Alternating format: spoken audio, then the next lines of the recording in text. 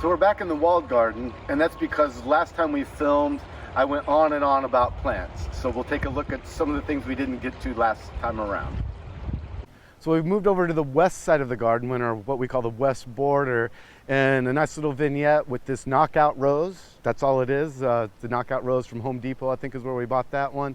And a Leptodermis here in front of me, and a couple of hydrangeas behind me.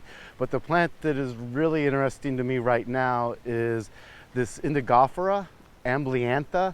It's a Chinese indigo. This is the genus that the dye indigo comes from. This plant can be a small shrub. We sort of treat it as a giant perennial. It certainly gets cut back every year. And besides these dissected pinnate, well, not even dissected, but these pinnate leaves and these flower racemes, the texture and the color is great. And I was saying the best thing about it, it blooms from spring all the way into fall.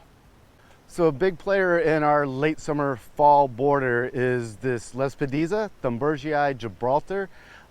It's a bush clover, and it is listed as a woody, but again, it's another plant we use as a giant perennial. It gets cut back to the ground every year and then gives us this big shrub-like appearance throughout the season, and then gives us this great flower in fall, late summer all the way into fall. It's another plant that the pollinators really enjoy, and a plant that just has great color. And to expound on that color, to play off that, we planted this yellow Spiraea. It's a cultivar of Japonica, Spiraea japonica, called white gold.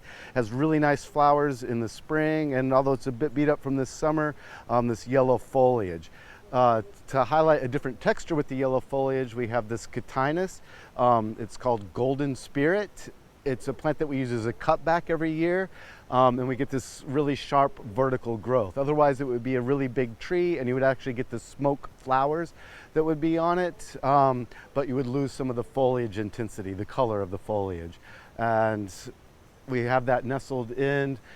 From our lower border is a Heptacodium, or the seven sun flower, a 15 to 20 foot tree that is on the lower terrace, but actually is informing what we're doing up here on this border. It has some great flowers. I can see monarchs and bees pollinating throughout it at the moment.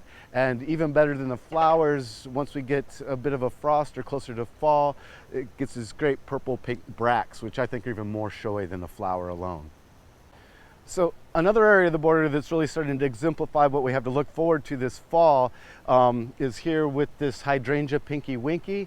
Behind me we have a Cotinus. This is a cultivar called Royal Purple. And here on my right we have a different macrophylla hydrangea called Tokyo Delight, all starting to show that tawny red look that we can appreciate beyond the summer hydrangeas. Another Cotinus in the background, but what's really coming into its own right now is this Lagerstroemia, or crepe myrtle. It's a cultivar called Dynamite. Again, pick any cultivar you're interested in. These can be marginally hardy here in the Northeast. Sometimes we lose it all the way to the ground, but every year it comes back as a generous shrub and gives us this great color. So thanks for joining me in the west border of the walled garden. Fall is truly upon us. Next time we'll look around and see what kind of fall color we can find.